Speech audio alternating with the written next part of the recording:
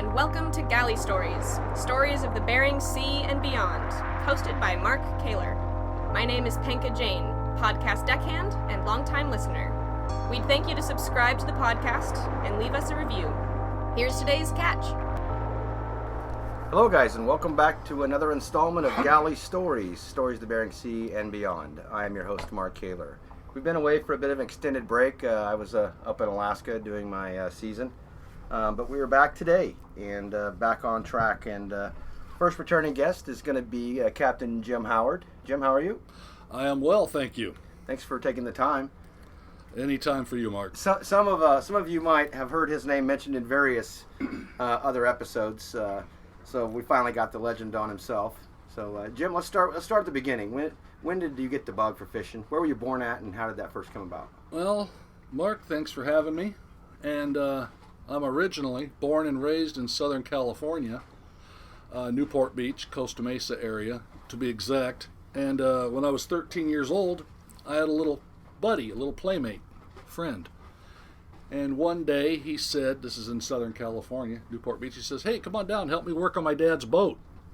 And I figured everybody's got a sailboat or some big, Tupperware yacht. Sure, let's go for it.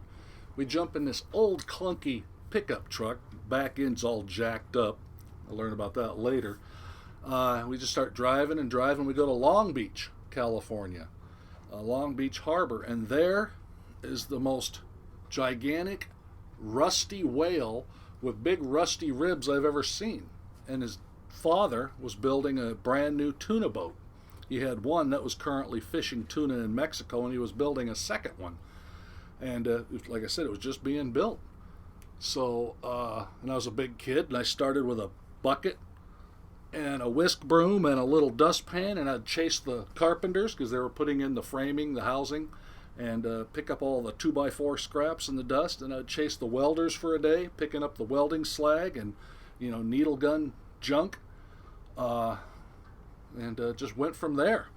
I love that job. It's hotter than heck. I got treated like a real man, not a 13-year-old kid. And like I said, this was during the school year, on the weekends and holidays. And then come summertime, me and my little buddy started living on the boat, even though it's out of the water, and he would bring us food. And of course, we'd eat off the roach coach during the day.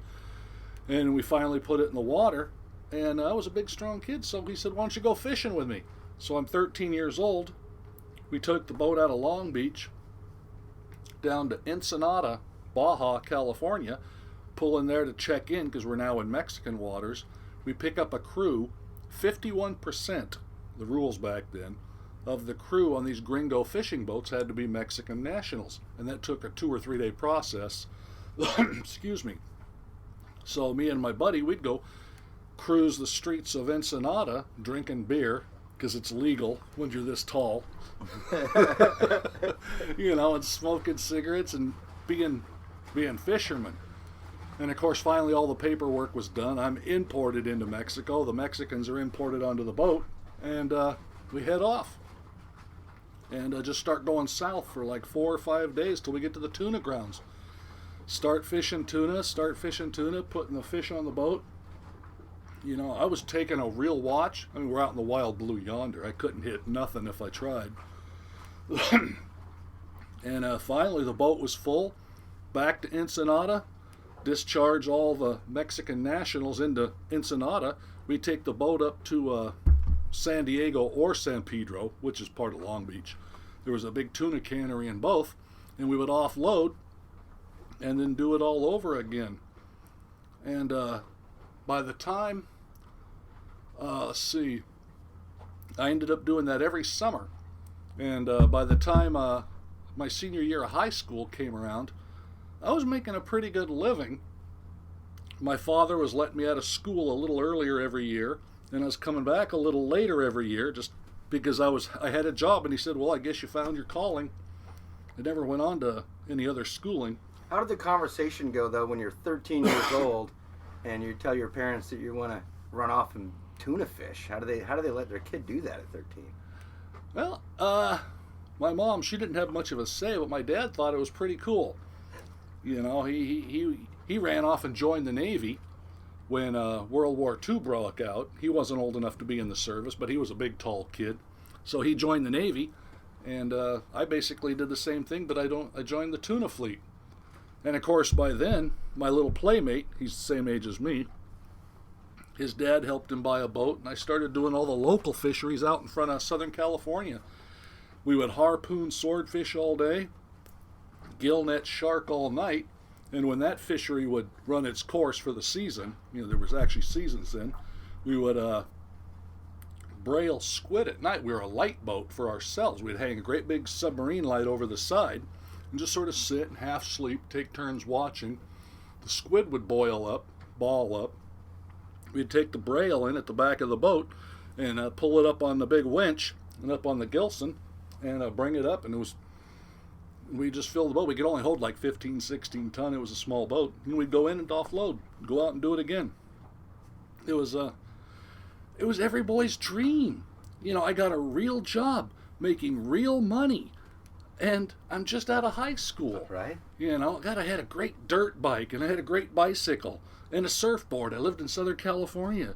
Yeah. I was a swinging medallion, You PhD. bet. Women all over. It was all just, it was a hoot. You know what a PhD is. It's a pretty hilarious dude. But anyway, well, I thought I was funny. But and then it just progressed from there. How was the progression? It was interesting. I didn't make the real good money. I said I made good money, but for an 18-year-old I did. But compared to the Alaska money and whatever, it was just a job. But I was outside. I didn't have to shave. I didn't have to watch my language, And now, what year was this? When you were just out of high school? Just out of high school, so it'd be 1977, 1978. Okay. 79, and me and my little buddy kept doing that. And of course, his father had since sold his tuna boats because Mexico had built up their tuna fleets so big that they didn't need Americans coming in to pay to get into the country. They had their own fleets to take care of, so they were catching the tuna, and they kicked us out. A lot of the tuna fishermen, these big tuna boats, they sold them to Mexico and either built different style boats for dragging, double rig shrimping and Dungeness crabbing up here, or they bought good used ones. And his whole family, he had several uncles that were also fishermen in Mexican waters for tuna. They all moved up to Oregon and Washington to do these. And I said, I'm too young to go up there. It's cold and it's raining. I stayed down there and did what I could. And eventually my buddy moved up, and that was the end of that. But I kept working on the local boats, getting poorer and poorer. And then one day he shows up, and the swordfish and the shark are coming around strong. And I went down to see him and said hi, and he was right in the middle of chewing somebody a new butthole. And right there in front of me, he fired him and said, you know how to work. Why don't you go working for me now? And so I jumped on that boat, and I'm getting older, and did all the shark and swordfish and whatever else we did down there. But he was also double rigging shrimp and Dungeness crabbing in Oregon, out of Newport, Oregon. So, I was still living in Southern California, but I'd come up here and live on the boat and do all the local fisheries out of Oregon, of course, sometimes out of Westport or what have you. And it would go down. The longest season was shark and swordfish in California. And it was great. But then there was all these big boats with big square lights. And I said, what are those? Those are sodiums for the crabbers. I said, oh, those guys fish at night and day. Right. Instead of sleeping at night. Come on. And so then I kind of let go of California and stayed in Oregon. I got a job on a big Alaska dragger, and away I went. What was the first Alaska boat? My first Alaska boat was the Traveler. It's still around. That's a pretty boat. It's today. Still around, and yeah. It's a real pretty boat. And we were JVing, which is joint venturing with the Russians for cod, yellowfin sole, and I hope I'm remembering this right, and what they called O-flats, which was just all the other mixed bag of cats flats. And we never put any fish on board the boat. We would just make a tow along with all the other boats, and we would haul back, and we'd have, we were on the smaller boats, we'd have, I think, 20-some ton of cod in the back. We would put it on a pelican hook, which is a quick release mechanism, unzip the cod end from our own net, and the mothership, the Russian mothership, would run up alongside of us, and she'd be towing just a big fat rope behind us. Not a wire, but a rope, and we would grab that rope, put it on a cat head, pull it in, and of course it was attached to a big wire. And we would shackle our transfer wire to their transfer wire. And then when we were ready to go, we would tell the captain we were ready. He kind of let us run the show because we were the ones with our head in the lion's mouth, as it were. So then we would whack the pelican hook, the cod end would float away, and we actually had control of the air horn. We'd honk it, bing. And now the Russians knew that we were free of our bag, and they would haul it up their stern ramp. But they would only get it halfway up. They would turn hard over, float another line out, just a regular rope. We would grab that, put it on our back reel, and start winding for hell until it came to our cod end. And they let us specify how we wanted it. It would come up, let's see, how did we get this? The cod end would come up backwards and upside down. That's the way we deckhands wanted it. That way when it goes up on the back reel, it would lay out the open end last. We would lay it out. It would now be right side up and right side forward. Zip it onto the net, finish winding forward, and we could set right back out. So you were actually pulling it onto their deck with this line? They were pulling the fish onto their deck, and we were pulling our cod end, our empty cod end, off of their deck to us.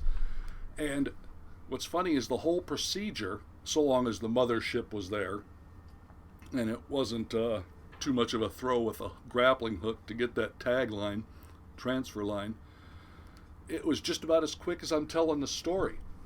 Just lickety-split, and we're set to go. And then sometimes we could set right back out because the other ships or the other motherships wanted more fish. And sometimes it'd say, hang on. We need a little time. We need a little time. Fishing's good, so they're kind of backed up in their factory. And, went from there. Mm-hmm. So you got many, many years. Yeah, a few years, yeah. Yeah. And then did you do some crabbing too? Did some crabbing. Well, that was a little later on. I got one more story that goes with a traveler. Sure. We were there. We were taking the boat back to Newport from Dutch Harbor, and this thing happened in Valdez. It was called it's called the Exxon Valdez oil spill, and this oil started gushing out. Well, everybody knows that story. So we went to Kodiak to see if we could get on the oil spill, or if we could get on the job to help. Because there wasn't going to be any fishing for us for a few months because Hake was 2 or 3 or 4 months down the road. We pulled in there, and we could not get on the oil spill to save our life. They already hired all the boats for that. But there was 5 or 6 fish plants that wanted cod. Cod season was open now, and there was only 4 boats, 5 if you count us, to fish cod. So we would go out and fish cod, and fishing was so good because it was just us with the other 4 boats, and we're all talking, they're over here, they're not over there, don't go there, come over here, kind of deal. And we were coming in every other day full, and the price kept going up at all the fish plants. It was almost like rolling the dice. Well, we got 80 cents a pound. We got auction house. Yeah, like an auction house. And my goodness, there's only 2 guys on deck and the captain. And we were getting, well, I'm going to say rich, but I'm going to call myself a spillionaire because, all the other boats were on the oil spill, but we were reaping the benefits because the price of fish was going through the roof. Yeah. So it was real nice. It was just real nice, and the weather was always real nice that particular summer that we were fishing cod. Anyway, I just thought I'd throw that at you. No, that's great. That's great. So moved on from the Traveler, then where'd you go after that? After that, I filled in on a few boats in Newport, just because I could, and it was too easy. Then I got on the Trailblazer. It was a big blue house aft crabber, and crabbing was really good, as in there was a lot of product out there, and everybody was kicking the crap out of them. But the price kept going down. It was going down, down. I think the last I remember, we were getting 50 cents a pound, even though we were filling the boat. And at the same time, pollock fishing was going through the roof. So I would finally come in to deliver my crab. I was just a deckhand. My friends would come and visit me, and they'd say, "Man, you should see what we're doing over here. We're getting like 16 cents a pound." Remember, this is like 1988, 89. And, man, we're kicking the crap out of them. And they put us on hold for a day, and then we get to go back out. And so then I said, "Man, this crabbing's hard work." I mean, Right? this crabbing's hard work compared to pollock fishing, because I've done that before, and cod. And I heard that there was this other boat called the U.S. Dominator, and they were looking for a crew. So I sent a resume to Captain Craig Jensen in Akutan, fishing vessel U.S. Dominator, which is what it was called back then. And sure enough, he called me later. Or no, he called my wife at the time and said he wanted to talk to me. I was actually delivering crab into Akutan. That's something like, anyways, around and around. And he said, "I heard the Trailblazer was a good boat, and you did really good there. Why do you want to get off of that boat?" And I said, "Well, it's still crabbing, Craig. And there isn't any pollock fishing in my future over here." And he laughed at that, and he said, "Yeah, well, thanks for your time, Jim." And then I finally got done with crabbing. We took the boat home, and I got a phone call that said, "Come up and see me." I've never been to Seattle before. He said, "Come on up. We'll give you a test drive on the boat." So I had an old pickup truck. I drove up here. The first place I've ever been in Seattle, first place I've ever seen was Trident Old Yard right down the street here. Mm-hmm. And that was my first Seattle experience. I spent years there. I spent years there, yeah. And so I lived on the boat, and worked in the shipyard, because that's what this place is. And and he made it plain, "I do not have a job as a crewman." He says, "We have 4 crewmen, and you're the permanent fill-in guy. You're the permanent fill-in guy, because it's going to be 8 or 9 months of pollock fishing, plus a little cod and a little crab in there. So, these guys are going to want to take time off, so you can always be filling in for these guys." And he said, "Honestly, you'll probably get more time on the boat than they will, because they want time off." And I said, "Okay, no problem." And before we were back in the shipyard a year later, I was the old man on the boat as far as tenure, because everybody else had quit for whatever reason. One guy was a musician or struggling musician, and there's other problems and conflicts, so everybody quit by willy or nilly, and I was the old guy on the boat. And like I said, as far as tenure goes, and they were slowly replaced as they fell to the side. And in the shipyard, and I just went fishing again and again, and the next thing you know, I'd been there 20-something years. That's a great boat. Oh, it's a great boat. Beautiful boat. And then, we got sponsored. Somewhere in there, we were supposed to get sponsored. We eventually did. And that's when there was this guy, Jimmy McManus, at Trident Seafoods. He told Bob Dissatel that, the Dominator's getting sponsored. He's got a few extra crewmen. And so they shipped me out to go with Howard Malcolm on the Doña Polita at the time. Mm-hmm. It's now got a different name. Northern Patriot. Northern Patriot, right. And that was basically JVing again with 3 factory trawlers, mostly up around the Pribs. And it was a different kind of JVing, though. Factory trawlers would fish all day. We would fish all day and put the fish in the fish hole, and we'd go where we are, and then this and that, and then at night when the fishing slowed down, they would find a good clearing, with not any ice around, kind of fish around the ice, and they would set a course, and we'd come alongside, and they would float a hawser out to us, and we would pick up that hawser, put it on our bow chock and on our bow cleat, and then Howard would just kind of kick the boat over, a little bit of left rudder, and just have it in gear, and they were basically towing us, and that little bit of left rudder would just hold us off.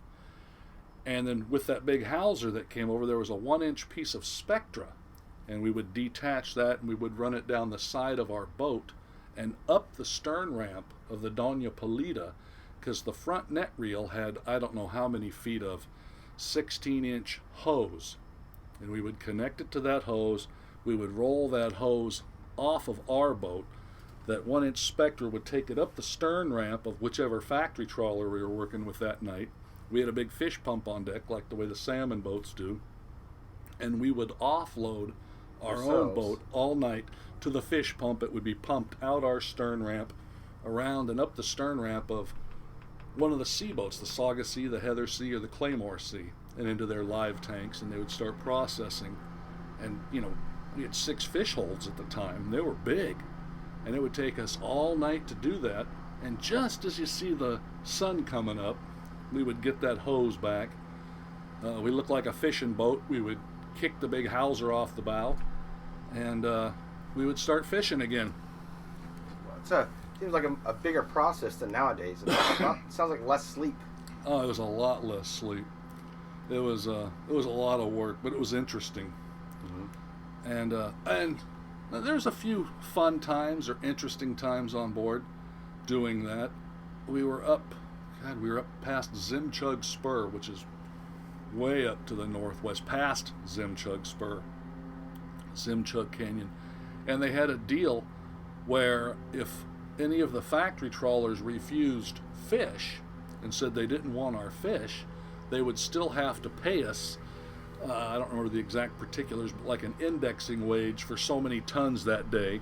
And they wouldn't actually refuse fish. It was more like they were sending us to Dutch. We need this very important part, or this person quit because they got a broken arm. We would have to run them to Dutch or St. Paul Island.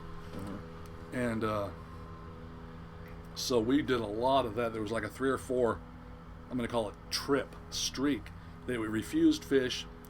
Big Mama would drive herself up into the ice. We would drive up into the ice and tie up next to her. And actually, not even tie up. The ice would hold us in place. And they would lower the person, the parts, or whatever it was, and they'd say, go to St. Paul or go to Dutch. And so we would have to pull out. And of course, being north of the Zimchug Spur, this was 4 or 5 days to get down to Dutch or even to St. Paul sometimes, because you don't just drive straight there. We're zigzagging through the ice. Mm-hmm. And we had a really banged up feller on the boat once. We were taken to St. Paul, and the weather was so bad that we got in there, and we tied up at the city dock and called for the EMTs, and they came down and looked at the guy, and they said, well, we think it's best if we just leave him here because no flights are coming in. He was comfortable. They had plenty of room for the EMTs to hang out, so they were hanging out on our boat taking care of this wounded feller for like 2 days, and of course we're getting paid our index price every day that we're doing that. We finally got free, pulled out of St. Paul, back up to the mothership, and just as we got there, they said, oh, somebody broke their arm. Back again. So, same zigzag course through the ice and back to St. Paul, but it wasn't as traumatic. This guy just had a broken arm and could manage himself. It was a lot of things like that. The first guy, though, he was pretty bad. He was pretty bad. If I remember, it was like a back thing. They didn't want him to twist. They didn't want him to walk. He was on a backboard living, in our parts room, which, was clean, just spare parts and whatnot. He was living in there. And, of course, they sent the bosun, who had minor EMT training, to monitor him, feed him, care for him, whatnot. So, I don't know why I told you that story. It's just a lot of fun. Oh, that's good. That's good. Came back from that, and the Dominator was all chopped up on Whidbey Island, and started driving to Whidbey Island every day, doing what we could in the shipyard, getting it ready. A lot of new electronics, a lot of plumbing that needed wrap. Denso, what do they call it? Petroleum wrap? We always just called it Denso tape. Yeah, it was a brand name, but Petro wrap is more like, anyway. Just launched the boat. Now we had a great big new fancy boat, and went fishing. Yeah, she's still a fancy boat. And gotten fancier and fancier. Yeah. It's kind of neat to see the progression. Well, the name of the vessel was the U.S. Dominator. She was all black with a yellow trim and a white house. When she came out of the shipyard after being sponsored, she was all dark blue, or I think they call it cobalt blue, white house, and a light blue trim. And they dropped the U.S. part. It was just now the Dominator. Glad they kept that part, because it's just a nice name for a boat that, like tease the crabbers, we don't need bait to entice the critters. We take things by force. We just go in and we vacuum the sea. Craig had a pretty good story about you when he came on here that he shared with all of us and our listeners. And so let's shoot back across his bow. You got one on Craig? Oh, baby! Come on, Craig, you're gonna love this. I'll get back to you on that one here. Oh, you don't have one on the hip, huh? I don't have one on the hip. I got one about his kid once. Andrew, the young feller on the boat. I could probably come up with a good one for Craig if I was drinking again. But Andrew, he was, a young feller. He was on the boat. He's like 10 years old when he started hanging out with us, and we liked having him around. He's fun, tease and whatever. But every once in a while, he'd get into the forepeak, into the candy, and that sugar would just take him to the roof. So one day, we'd had enough of that. It was all in fun, though. So we duct taped his feet, duct taped his hands, duct taped his mouth, and we had like a spare room in case anybody came by for a visit, or kind of a parts room with a bunk. And we just put him in there on the bunk, all taped up. Craig came down. I haven't seen Andrew. Where is he? We all acted dumb, And I think he was getting a little nervous, so we kind of pointed. And he went in there, and there was his son Andrew, all taped up.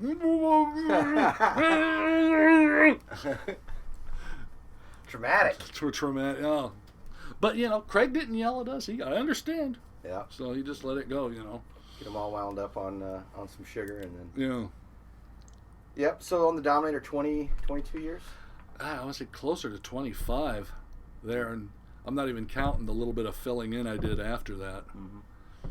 But yeah, saw a lot of changes. New main engine right here at Marco, which Marco Shipyard doesn't exist anymore. It's condos. Yeah, it's all condos and yachts and yachets.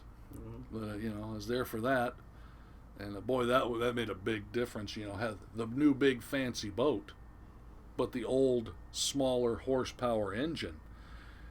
I can see, how do you put it right? Horsepower to poundage to filtering water. Bigger engine, you tow a bigger net, you filter more water. And we had to work hard with that old engine to fill the big boat. Then we got the new engine, and it was like making fish. There you go. We got a net appropriate to our new holding fish maker. New fish maker, absolutely. Yeah. But then that makes everything go up. Everything else gets bigger. The door legs get bigger. The doors get bigger. The cables get bigger. They still get bigger. They still get bigger. Oh man! So bigger. But yeah, I had a lot of fun on that. A lot of good times. Let's talk about some of the not so good times. There's had to have been a few of those. Yeah, there was a few of those. And I wouldn't say it was so much scary as it was just kind of, you got to be kidding me. And, we got to keep moving or something's going to happen here. Like I told you, I was the fill-in guy on the boat. And the other 4 guys kind of quit or got fired over the course of just a year and a half. And so we got a new engineer. We got a new engineer. And Craig took him around. Craig's a real good engineer. Craig understands machines and things mechanical very well. Things electrical. We call him General Jensen, Craig's College of Electrical Knowledge. Oh, nice, nice. He's like, still referred to as the electrical guy. Oh yeah, yeah. He's quite Jensen knowledgeable. Electric. Jensen Electric. Oh yeah. Heck, I'll call him up. I work around my house. I'll call him up and say, "Hey, what's this breaker box thing do? The lights don't work." Of course, flip it up. Okay, thanks, got it. No, the first thing he says with me is, "Well, did you check the light bulb?" Oh yeah. No, I'm not that. I'm not quite that Thanks, bad. Craig. That's what it was. How many guys does it take to change a light bulb? Anyway, so so he takes the new engineer around, shows him this, and a lot of people don't understand. Our our boat, well, a lot of boats, our boat, we have 2 fish holds forward, side by side, port and starboard, right and left, and we have 2 fish holds aft, port and starboard, side by side. And whenever you go to put fish in, you got to pump the water out. You're chilling water to make it cold to keep the product in good shape. But the fish, they float, so they won't go in unless you're pumping the water out. And I had Craig explain to this, and I thought it was common sense. We would go to the 2 front tanks first and pump those down, and then of course the fish go in at an equal rate, and it keeps the boat all on trim, all level. But some reason this guy started pumping the water out on, God, which one was it? It was on the starboard side, fore and aft. And the 2 on the port side were left alone. So as he's pumping the water out, the boat starts rolling over, and the fish are not going to run uphill to go in that tank at all. And we are so lucky that it was the romantic life of the sea that everybody envisions. You could see the water was calm. You could see the moon shining on it. It was a beautiful night. Should have been easy breezy. But the way he's pumping it out, now the boat's rolling over, and of course the cod end wants to jump the trawl fence or the alley and head to the rail. And once that, and it's a big bag, it's a big heavy bag, and the boat's really cranking over. And Craig comes running down. What are you doing? And it's not us. I said, the tanks, He's pumping out fore and aft. And so Craig runs down to rectify that part of the situation. And me and John, another fill-in guy, another new guy, we run to the uphill side, and you got these actual zippers, or dumping ports, as it were, where you pull the zipper and the fish run out, but they won't run uphill.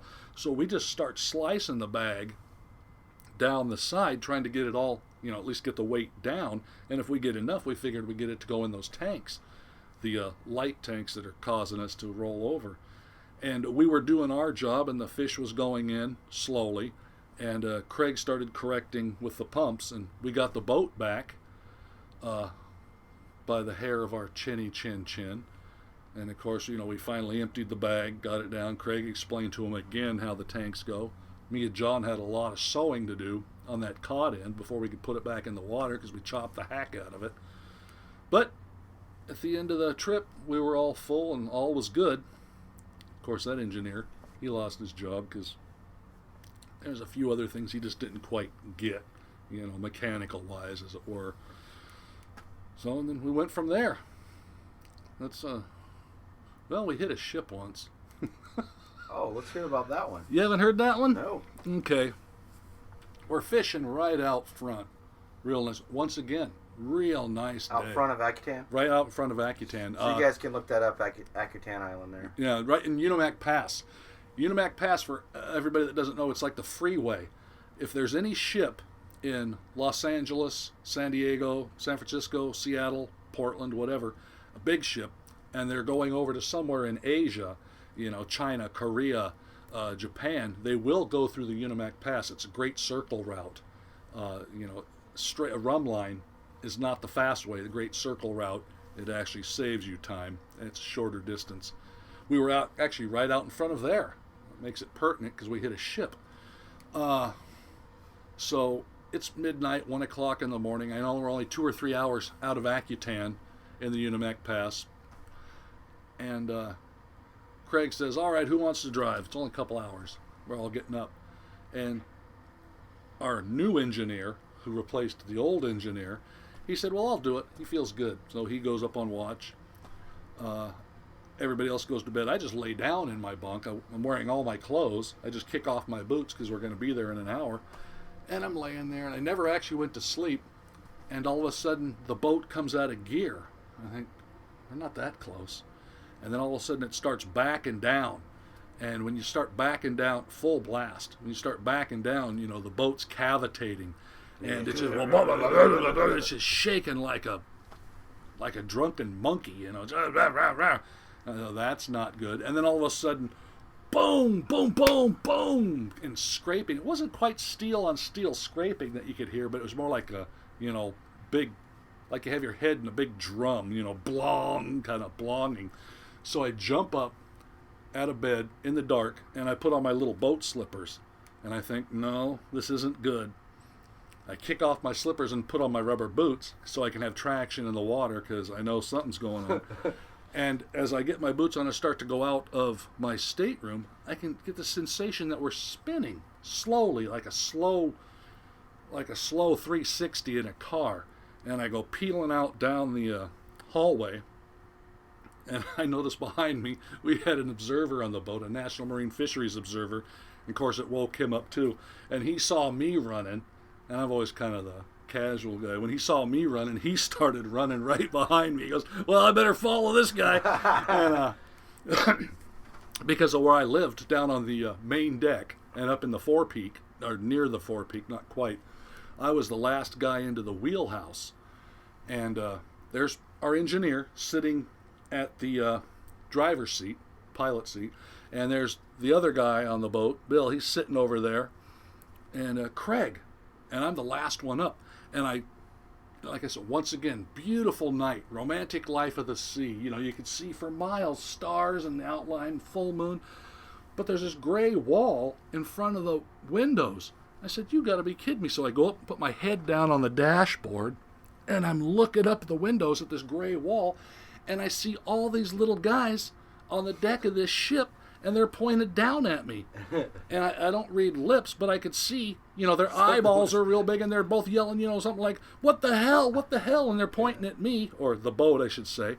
And I said, you got to be kidding me. And this big gray wall goes on by, very slow. You know, it's very slow now. And Bill, the other deckhand, he looks at me, and he says, well, Jim, this is a good Craig story. He goes, well, Jim, we better go look for leaks. And Craig, who's over there standing next to the engineer, he looks at us and he goes, what do you mean look for leaks? And Bill says, real casually, well, that's what happens when you hit a ship, right? You got to look for leaks.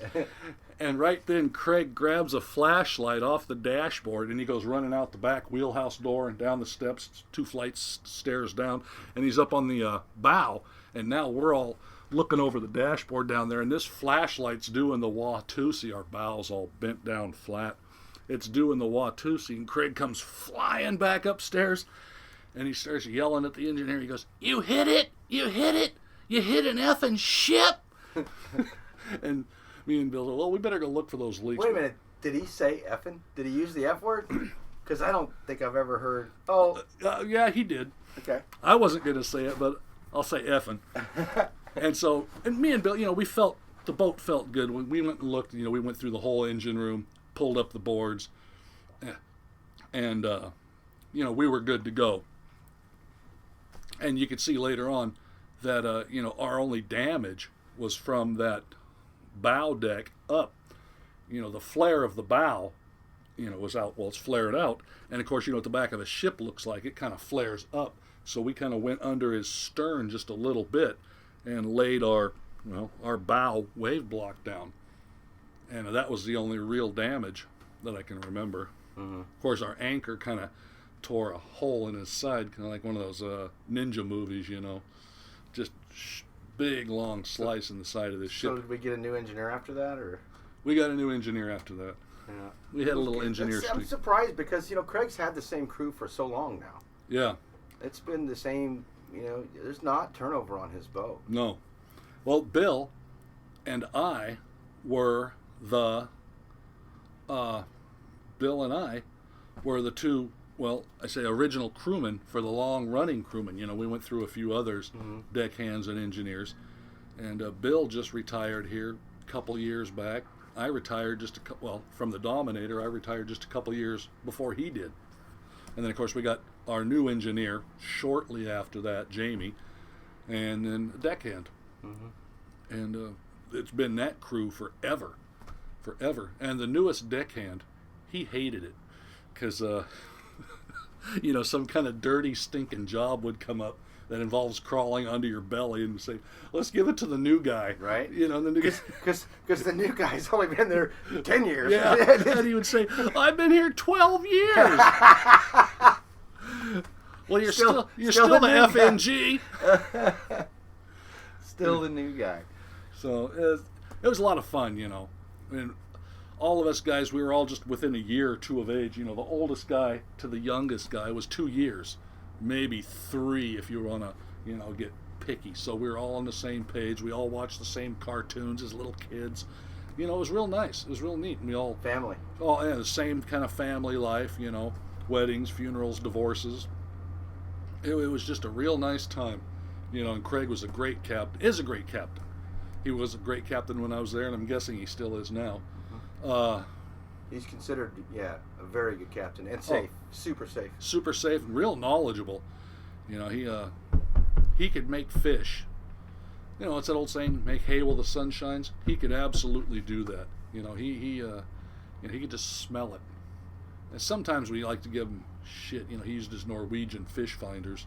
Those are binoculars. You know? Hey, there's boats over there. Hey, Craig, fish go where the fish want to go. They don't follow boats. Yeah, but there's a lot of boats over there. All right, let's go over there. And, well, we used to give him a lot of shit because there was like 2 or 3 trips in a row where we would depart Aquitaine for fishing. And he would put me on watch because I knew all the other boats and I could talk to the guys, you know, hey, what do you got? What are you seeing? What are you doing?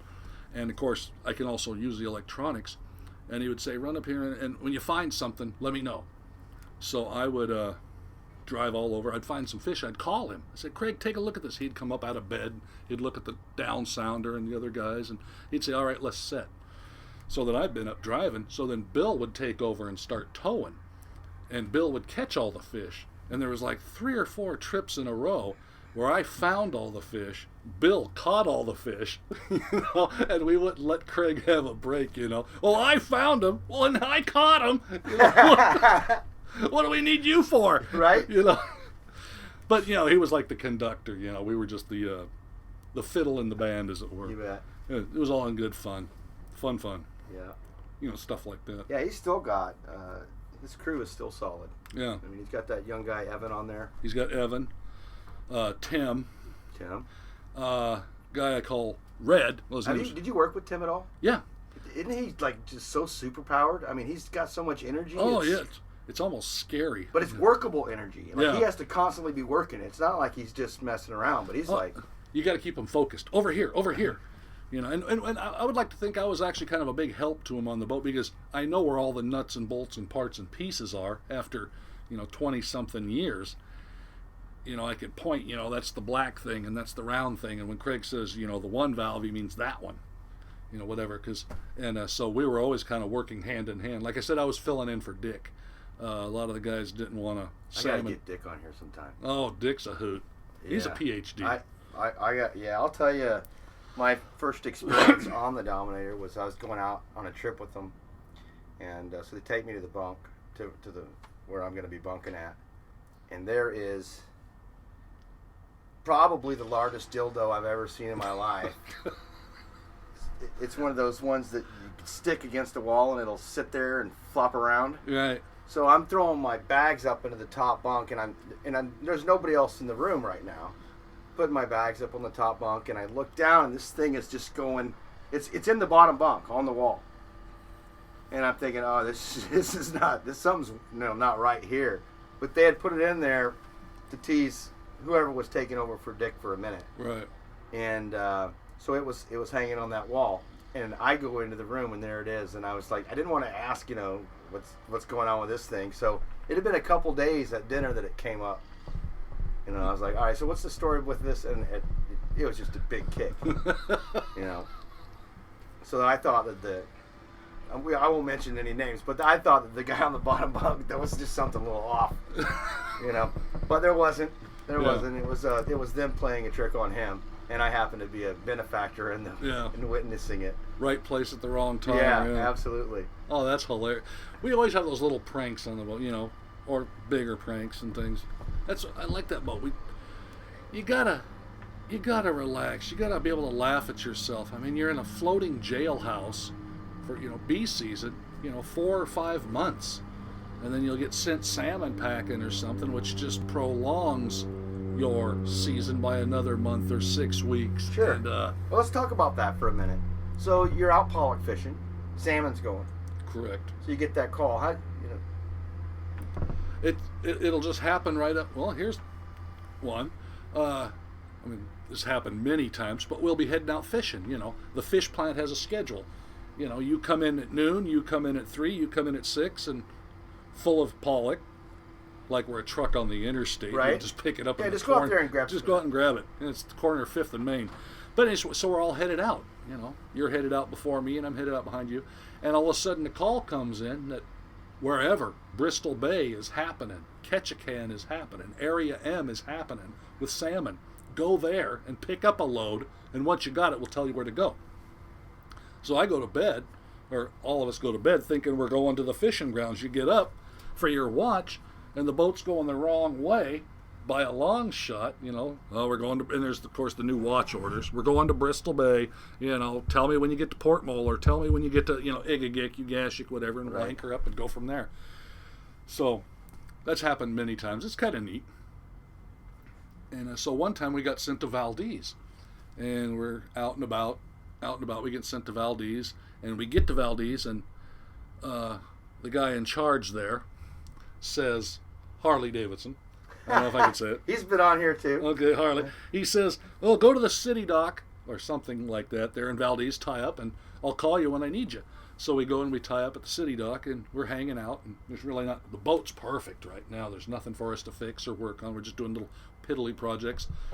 And I'm up in the wheelhouse talking to Craig about something. We're always comparing notes, playing $100. It's a music game. Anyway, he still owes me a lot of money. And the tag phone rings, and it's our manager calling from the office down here, and he says, are you guys all right? Are you broken? Well, and we said, yeah, everything's fine. And he says, well, why haven't you made a delivery? You should have like 2 deliveries by now. And Craig says, well, we're tied up to the dock in Valdez. And the fleet manager says, well, what are you doing there? He didn't know. He didn't know. And of course, Craig says, well, the other guy said for us to come here and wait. So we are. And of course, the fleet manager just shakes his head. Okay, now I know. Thanks. Things like that. Right. I'm not going to use everybody's name and throw everybody under the bus. Sometimes you get all the way over there, though, and you don't even take a load of fish, huh? Yeah, well, this particular time that I've actually just talked about, we got there, and we took 3 little tiny loads of fish. After about a week at the dock, we got sent over somewhere. We got 2 seiners, maybe 20,000 pounds total. And we had to take it to, I don't remember what, Wrangell or Ketchikan. And we just hung out there, and they said, all right, go back here, they're going to need you. We got there, and we got another basically 20,000 pounds. And this is taking time. That's a real big boat to be hauling 20,000 pounds. Yeah. And then they said, okay, we got something really important for you. So they sent us back to Wrangell, or one of those towns like Wrangell. And we got all this mail, parts, pieces, freight on the boat, and a big manifest of whoever. And we were hitting every bay in Southeast delivering mail. I felt like the mailman, in a box of, muffler bearings and prop wash or whatever you deliver to these seiners, just little stuff. And that was our big important thing. And then we tied up somewhere, waiting further instructions. And 5 more days, or 6, they said, all right, well, we don't need you to go back to fishing. So then we, head all the way back out and go to the fishing grounds. Fun stuff. So while we're on the subject of the post service and how important it is, over the years you've seen the mail service change getting to these boats, and the mail's expedited a lot more quickly now. But how important is it being out to sea and getting that mail? It's actually really important. I think it's kind of slacked off a little bit, mail, with the advent, and it's a new invention for us, internet and cell phones. Forever we didn't have that compared to, say, Seattle or Newport, Oregon, or whatever else. And mail was really important. You get letters, pictures of your kids, whatever else. I just really enjoyed that. I actually got a little mail story. Okay. If you want to hear it. I had a birthday coming up. 10 years ago. Yeah, exactly 10 years ago. I was born on September 9th, 1959. And so on September 9th, 2009, which would be 09, 09, 09, I turned 50. And I said, man, 09, 09, 09, I turned 50. That's like an omen. I got to do something for myself. And there's the second part to this story. And my wife thought it was pretty neat. I didn't know this, that she was doing, but she thought it was kind of a neat thing. So she went around to all of our friends and family and everybody and said, write a letter to Jim, and just give it to me and I'll stamp it, whatever. Or if you want, here, put your own stamp on it and mail it, and here's his address in Akutan. And I knew this, I sort of knew something, like my birthday's coming up. I was expecting something from my kids or my wife, whatever. And somehow the manager at Trident Seafoods in Akutan called Craig and said, man, Jim Howard must be really special because he's got a truckload of mail here. And Craig found out that I had this big birthday coming up, and Cindy did this, and he didn't tell me, and I didn't know it. And we had to go to Dutch for, just so happened we had to go to Dutch for parts or pieces.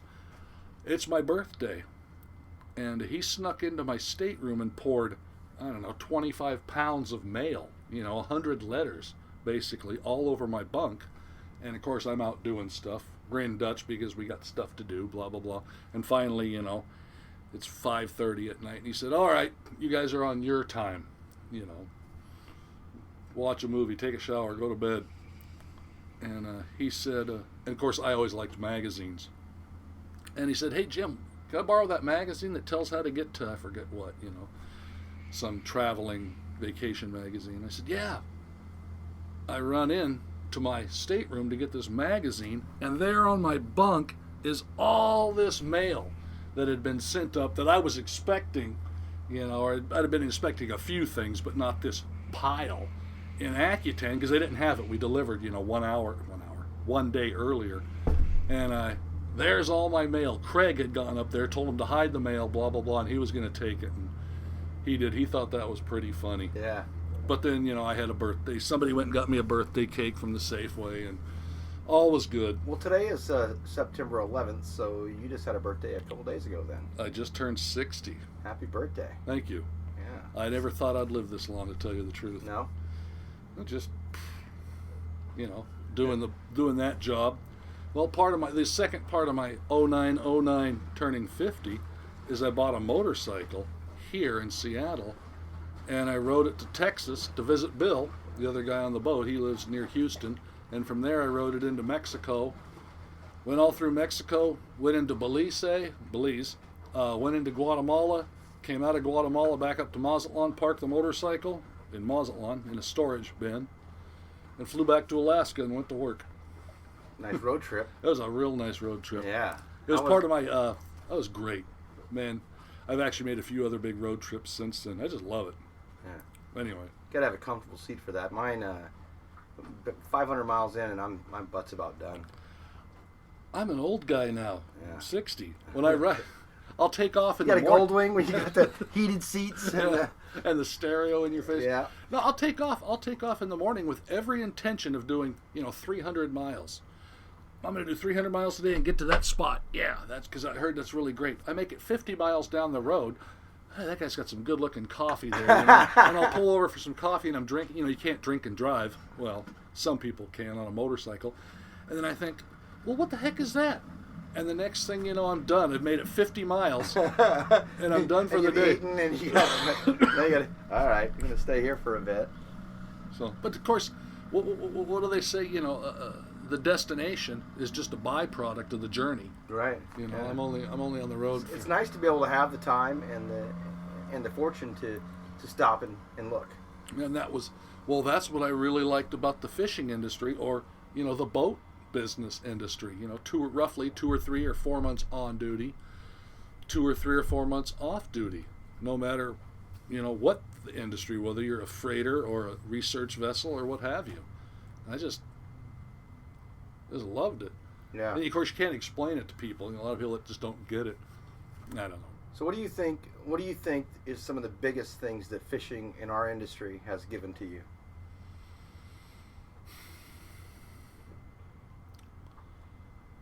I get to learn a lot. We never had the internet, never had TV. And one thing I've seen when I started fishing in California is you come in and deliver when you have a premium product like swordfish or crab or the big prawns like we used to fish. Everybody's got, every place where you deliver, like they have a fisherman's terminal here. They have a lending library full of books. You drop off your books that you've read, you take another handful and whatnot. And so I used to read a lot. And of course I would always get a couple of newspapers from the city I'm in. And I learned a lot in meeting a lot of people.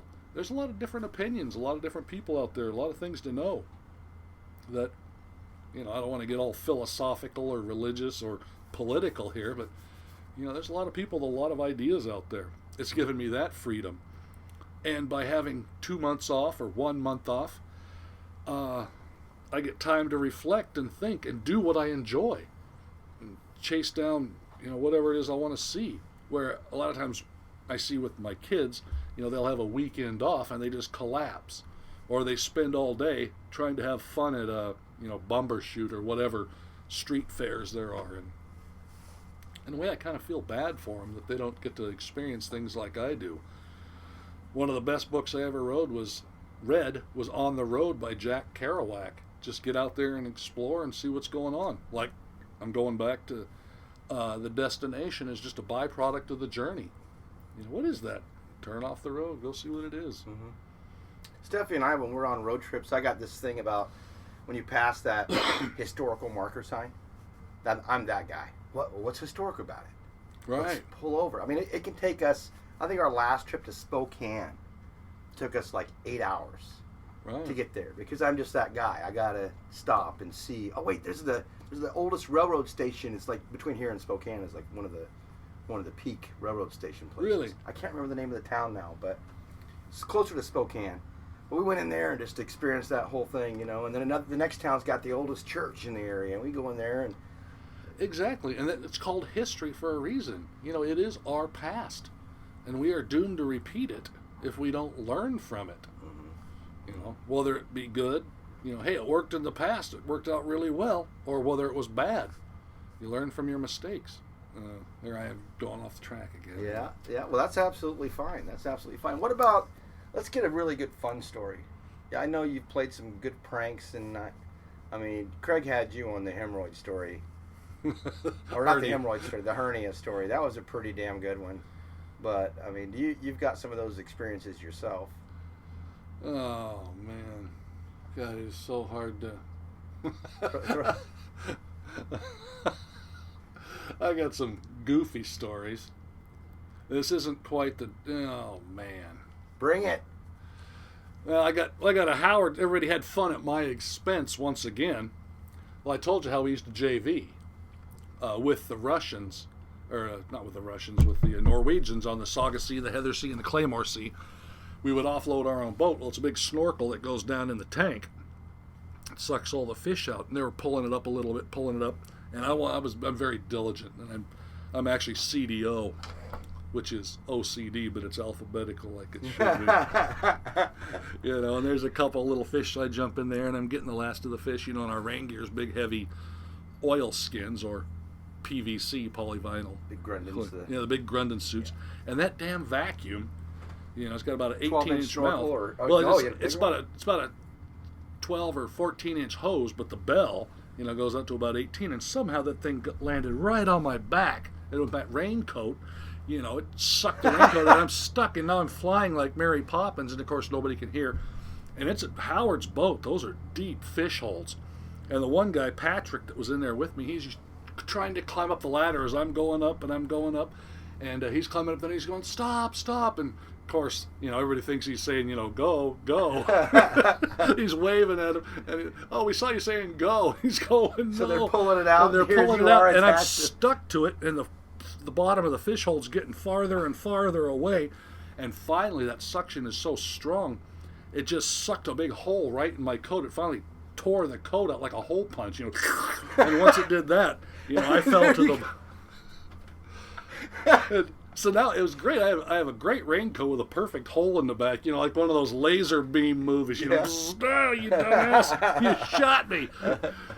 Anyway, so I fell to the bottom, and I wasn't hurt or anything, but it was a lot of fun while it happened. Yeah. I bet you everybody around still tells that story. Yeah. And another time, I was filling in with Jack. No, I wasn't filling in. I was working with Jack. Jack Mullen. On the Norseman 2. We were in the Arctic. Yeah, we were like anchored up in Kaktovik. So this is after he retired from the Columbia. Correct. He started running around doing the Arctic research, driving the Arctic research boats. Correct. And he heard I become recently unemployed from where I was, and I never left Alaska. I just went from Akutan to Nome to get on the boat with him. Anyway, and we had depending on what leg it was, we'd have anywhere between 20 and 30 scientists on the boat. And of course we have our crewmen, and they would sometimes switch. They were all young guys, you know, they wanted to go home and play smoochy poo with a tomato or something. Anyway, and so, you know, and we would anchor up, and of course we're a floating hotel until the plane comes in and this and that. And we had a telex upstairs, and everybody was talking about what they're going to do when they get home. You know, I'm going to do this, and I'm going to do that, and I can't wait to get home, and my girlfriend's waiting for me.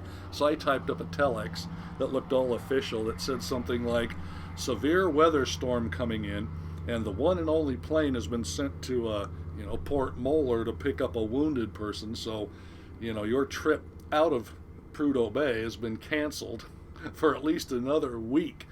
And, you know, we would always leave weather reports and, you know, little tidbits on the galley table for anybody to read. And I just left that out there real casually. And the next thing you know, the murmur, the normal murmur on the boat that's always, you know, ha ha ha, hoo hoo hoo, ha ha ha, oh my kids, oh my grandkids, started getting a little darker. You know, next thing you know, the whole boat was one of those big, because people had trips planned, you know. Sure. And I loved that. And it got so bad that Jack had to come down and say, look, we're sorry, it was just a big joke. Dumbass did it. Me. Yeah. Was he involved? No. I wouldn't think so. He wasn't involved in that, but he had to put out my fire. Uh-huh. That was... And you were sitting on the side of the road watching it burn. Oh, yeah. And I had one other guy that said, man, that is just too... our IT guy, we actually had an IT guy on the boat because the boat was a giant computer for the scientists. And he knew me pretty well. He said, Jim, he said, that is too severe of a storm. Too many planes are broken. I think you wrote that. He goes, well, I did, AJ. I did do that. And he just thought that was hilarious. Anyway, it's awesome. Would you change anything? You mean if I go back in time? Yeah.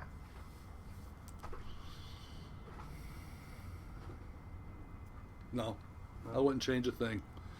Maybe invest, you know, with what I know now, invest in a few different things. But I wouldn't. And I loved what I was doing. I believe that a young man, which I still am up here, you know, I'm the world's oldest juvenile delinquent, and I wouldn't change a thing. I believe that as a young man, I should earn my keep by the sweat of my brow. And I wanted to run off and join the circus, the carnival. I couldn't find it, but man, there was a boat.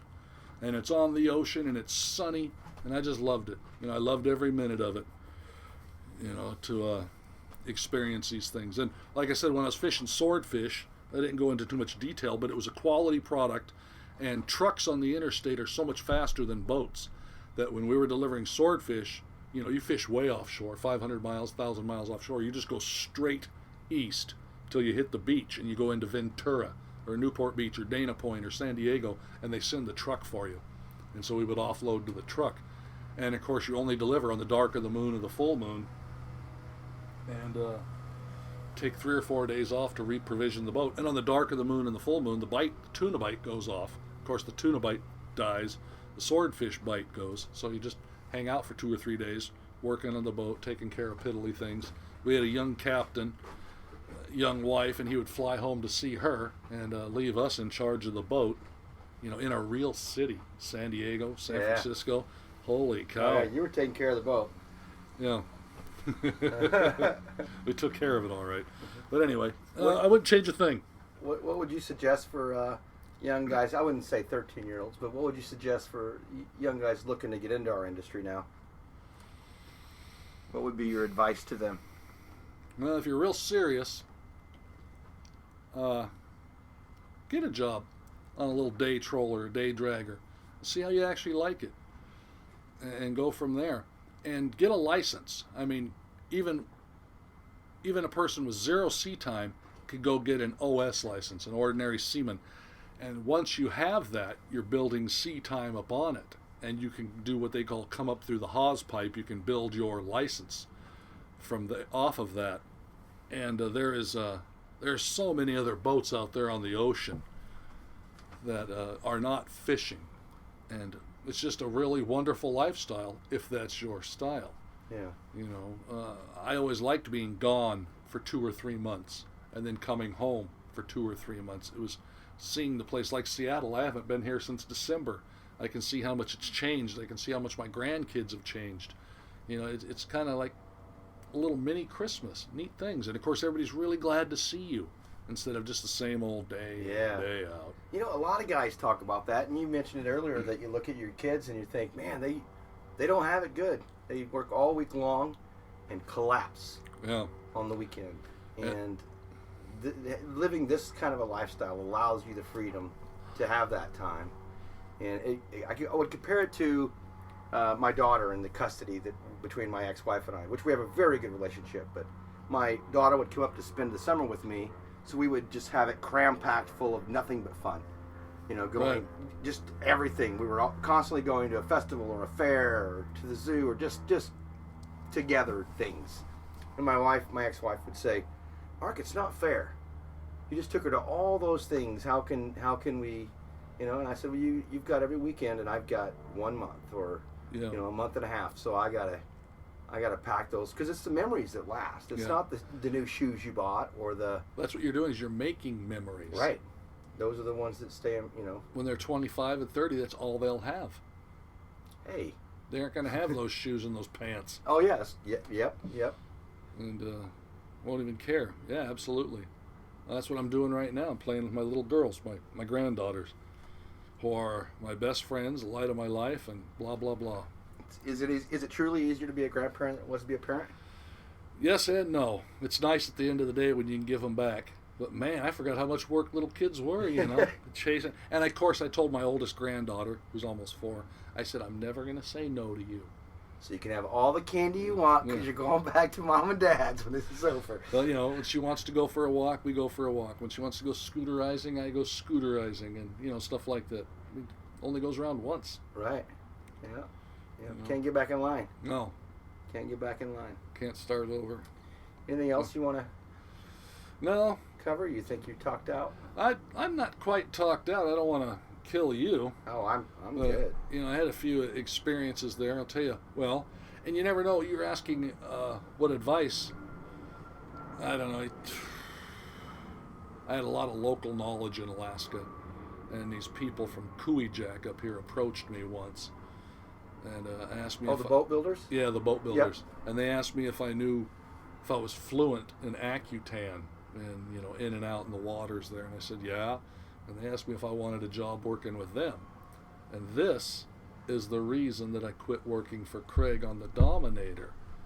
And there'd been a hovercraft running between Cold Bay and King Cove. That was a total failure. That's a long story. I won't even go into that. That's politics. But they wanted to turn that on and put it in Accutan and run between a coon. Yeah, there's a big if I remember right, 4,500 foot runway on a coon island, and of course there's Accutan Island right there. It shares the same drink of water, and the Accutan village, the native Alaskans, and of course they wanted to fly in parts, pieces, and mail, and I said sure. But man, it's like I said, you know, an adventure. There's more boats out there than just fishing boats. And so I jumped on board. I trained on that hovercraft in Cold Bay and King Cove with the Canadian Coast Guard. Because, you know, they use those big hovercraft to run up the rivers and break ice and search and rescue and whatnot. And that was actually a lot of fun. Well, it was scary. That was like the most fun and the scariest at the same time you could ever have. My instructor, he said, you take a wok, like a Chinese cooking wok, you turn it upside down, you put a marble on it. He says that's what you're doing. You're keeping that marble on top of that wok, because gravity is not your friend. You know, you'd be really surprised when that boat is up on hover. You know, it's a hovercraft. That just the slightest little ramp, that hovercraft just goes falling down better than grease lightning because you're hovering above the surface of the earth, and gravity takes you where it wants to go. Mm-hmm. And does that operate well in seas? If they were like it would not. No, not big seas. It was real rough riding. A lot of people thought, well, you're hovering above the earth, but you got those 3, 4, 6 foot choppy seas. It would lose air out the stability bags, and you would pound and bang just like a regular boat, like a big flat bottom boat, and it had no sea keeping ability because you weren't touching anything. It was but it was fun, man. When you did it right, it was really fun. How fast was it going? Fastest I ever had it up to was 62 knots. What the? It's quick. It gets up there in a heartbeat. I was actually, delivering the mail. It was a beautiful day. And Craig, the Dominator, was tied up right there. Now we have cell phones in this advanced age in Akutan. I called him up. I said, hey, Craig, I got to take the mail. We were just talking about the mail. Or I got to pick up the mail and bring it back. Want to go for a ride? And so he came over to the hovercraft ramp there in Akutan, got on. And it was, like I said, it was a beautiful day. I backed out, spun. These things spin like a top if you want them to. Make you dizzy. And I took off, and before I even got to Akutan Point, I was doing 49 knots. And, there's no sensation. He's like... The thing is the bummer is there's no sensation, it just gets right up there, and it's like standing here on your boat now. There's no sensation, and you look at the GPS, and I'm doing 49 knots. I said, look at this here, Craig. And he says, you got to be kidding me. He looks out the window, and, and anyway. Well, he's used to a good 8 knots. Yeah. 8 knots, you're feeling good. 8.5, boy, it's all good. Oh, yeah, exactly. And, but, man, it was a lot of fun doing that. Like I said, it was scary and fun and rewarding, especially when you pulled it off right. Had to make a few emergency medical evacs. That felt good. Weather was really iffy.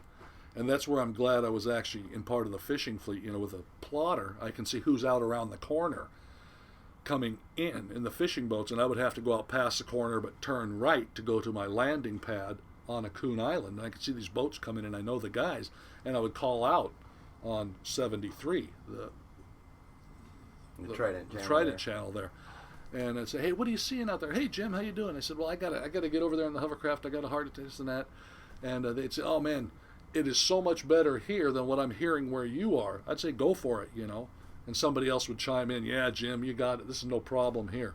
So, all right. So I would pull over to what we call the cod pump in Akutan. I hadn't committed to anything yet. And there was a heart attack guy. They lowered him on a stretcher, put him on the boat, the hovercraft. And away I went to Akutan, or a coon from Akutan. Dropped him off. There was a medevac jet there. Not actually a jet, but a propeller pump. King Air medevac. Put him on there. All good. I only had a couple Trident people left on the boat, taking care of him. Brought him back, dumped him off. All was good. And those things felt good, doing that. But I'm glad I'm old. One thing I gotta say now, and I'm on the end of this, and not, you're asking about young people. Man, the paperwork these days. When I was on the Dominator, the official paperwork, whether it's legalese, healthies, pee in the cuppies, sexual harassmenties. I was a high-speed hovercraft pilot. I had an endorsement on my MMC, my Merchant Mariner's credential, one of only 4 in the United States that's civilian. And because I hover, at the end of my day, I would have to fill out a form for the FAA, the Federal Aeronautics Association, because I'm technically a pilot. I'm a hovercraft pilot. I hover above the earth. I had to fill out a form for the U.S. Coast Guard because I'm going across the water, and the endorsement's on my Merchant Mariner credential. Because the hovercraft went more than 100 feet from the mean lower low water tide line up onto the dry, up onto the hard, I had to fill out a form for the DOT. And then, of course, my boss, my direct boss, my manager, he wanted to know what's going on, so I had to fill out a form for him. It would take me 30 minutes to get from my hangar to Coon Island, pick up the dog food or whatever. Tell you that Amazon Prime was a pain. Free shipping. Man, these people were ordering everything, and load up, go to Akutan Village, drop off the stuff, come back to my hangar. That was quicker than my paperwork. Wow. You know. And then to add, okay, so I do all that. Okay, I can do it with it. You know, after a few rounds, I get the hang of all this paperwork. You know, I ran away to sea all those years ago to not push papers, and here it comes back and bites me in the butt. But here's the fun part, the interesting part, because I had to do all this paperwork for everybody. Then I go, my license is getting down. It's only good for 5 years. I go to renew my Coast Guard license at the rec center, the regional exam center here in Seattle, and the guy says, you can't renew your license. And I said, why is that? And he says, you have no recency, no sea time. And I said, I got all this paperwork right here. I've been flying this hovercraft for 2 years. And he says, well, that's a hovercraft. It's not a vessel. He says, you need to get something from the FAA. Oh, my God. I said, but they don't issue MMCs. And I said, every time there was a bump in the road, I would have to fill out a 2692, you know, an incident report, and I would have to file it with you. And before I could fly again, you, the Coast Guard, you'd have to come out and inspect my vessel or inspect whatever, you know, we took out. And I said, yeah, you have everything to do with this. And of course he disappeared and said, we'll let you know. And then it came back, oh, yo, Mr. Howard, we can renew your license. Awesome. I said, this credential right here, it's issued by you. It wasn't issued. 47 years. 47 years you've been doing this. Yeah, I guess. You say 13 to 60. 62 days ago. Big happy birthday to Jim Howard. Thank you. Yep. Yeah, man. So let's talk about the show for just a second. And so we haven't recorded. You're the first in a couple months. You know, I've been up myself up in I've been following Alaska. I appreciate you taking the time to come and do this today. No worries. We're going to go in another... we're back to recording now, and at the end of the month, I'm actually heading out to the East Coast to get some of the East Coast fishermen's tales, their stories. They're getting a little jealous.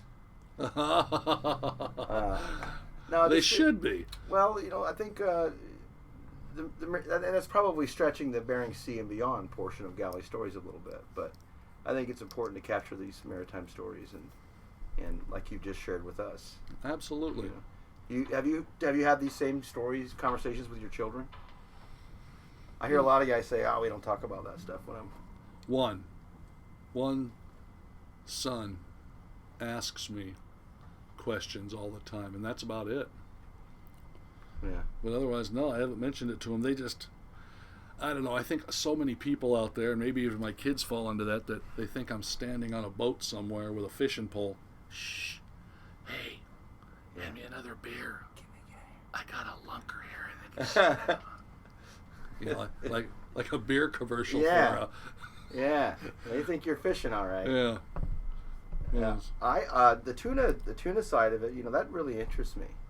I liked it. That was great fishing. You know, I just got home and I told my wife the first thing I wanted to do was go down to San Diego and do a charter for tuna. And then this opportunity came up for me to run to the East Coast to do some recordings. And it's like, how do you choose to spend your time? But there's tuna charters out there too. I'll give you some advice. If you want to catch a tuna or a Dorado mahi-mahi, come on down to Mexico. Actually, I have some friends live up in the hills, and they love to come down and go fishing. They make me go with them. And I didn't do the tuna trip, but I did the Dorado trip. And man, we just loaded up on those big Dorado mahi-mahis. I actually have a group of friends that I go with and to Cabo. Oh, okay. And but I've never gotten a tuna. I've never hooked a tuna. Oh man. Dorado, we've got 14 in one day. One of them was 52 inches. I mean, That's was a big fish. Monster. Yeah. Yep, it was a monster. Had a great time. That particular time, I wasn't necessarily after tuna. I was after a sailfish. Okay. Didn't get one of those either. But I'll tell you what, the mahi-mahi is a delicious fish. Oh, it's a great fish. You want to put it on the barbecue? It's great. You want to bread it and pan fry it like a fish and chips? It's great. The Mexicans, that's their favorite for ceviche. You know, where you cut it up into little cubes and squeeze the lime on it. Yeah. And let the lime juice cook it up, and then throw in the onions and jalapenos and whatever. Oh, I love that fish. Oh yeah. It's a great fighting fish. Oh yeah. You know, it's quick too. You don't have to do that 45-minute fight. You do like a 5-minute fight. Yeah. It's a good fight. Then you got your fish. Exactly. And it's just, and you think, man, this is a big one. And it comes up with something, and you go, my God, that little sucker was busting my butt. Right? And this is, It's a lot different than catching a 150-pound halibut, where it's like dead weight. yeah. And you're just pulling up a rock from the bottom, you know. Exactly. Oh, it's great. Well, when they fly, they'll flip and flop. Yeah, baby. Yeah, I don't know why I'm getting on this kick about wanting to catch a tuna so bad, but I think it's because I love a fresh tuna fillet. Oh, absolutely. And I've never had the freshest tuna fillet, and Well, I missed the tuna trip. I actually didn't want to go. I had something else going on. But, yeah, my friend, he came down, took out tuna trip, and I saw the video. He's got one of those great big industrial ice chests, and it's just full of the little 6 to 8 pounders, just perfect little yellowfin tuna, just all... still... Yeah. Oh, God, who else did? Mark. Oh, my neighbor did that also. His son came to town. They did it. He was trying to pawn some fish off on me because his freezer was full. Mm-hmm. So I took a few. Tough life. Yeah, tough life. Tough life. Tough life. All right, well, I guess we'll wrap it up here, Jim. I thank you for taking the time to come down. My pleasure, Mark. And how do you want to finish on this note? I'll leave it at this, man. Appreciate what you're doing. You're getting our stories out there. Holy cow, a lot of people don't realize what we do. They don't realize what's out there. Right. If it wasn't for that TV show Deadliest Catch, and then now you come along with this, I don't know, it's a piece of history. It sure is a piece of my life. It's the reason I do it. It's, Yeah. I used to go up to the Market Arms here every Friday. Right. And sit around the same table every Friday with the same guys. And most recently, 2 of those guys are no longer here. They're gone. They've passed. And they had some great stories. And that kind of led me to where we're at today and getting those before they're gone. Whether that be from you at 60, retired now, and been fishing for 47 years. Sometimes it's also unique to grab those young deckhands that have just had their eyes opened because they've watched the Deadliest Catch or have a romance in them that's calling them that way. But yeah, no, I like doing this, and I hope to continue to do it. Yeah, you're doing a great job. So Yes, I love it. And my son listens to you all the time. He says, "Oh man, did you hear the last one about?" Or did you hear that? I'm always behind the times. Yeah. All right, guys. Well, I've had Captain Jim Howard with us, and this has been another installment of Galley Stories. And look forward to the next ones coming out, guys. I'm probably going to post this one today on 9/11, so it will be up pretty quick here, Jim. I'm confident in in you. Did I say Jim? My name's John. But thank you guys for listening, and please continue to follow us, like us, subscribe, etc. And look forward to those next episodes coming up towards the end of the month that are going to be coming off the East Coast. So until next time, guys, thanks, and we'll see you later. Thank you all. See you next time. There probably will be a next time. You got good stories here. Thanks for listening to Galley Stories. We hope you like what the net brought in. Please leave us a review on iTunes, whether you like it or not. We're not fishing for compliments. Look us up on Facebook and Twitter too, and reach out to us at galleystories@gmail.com.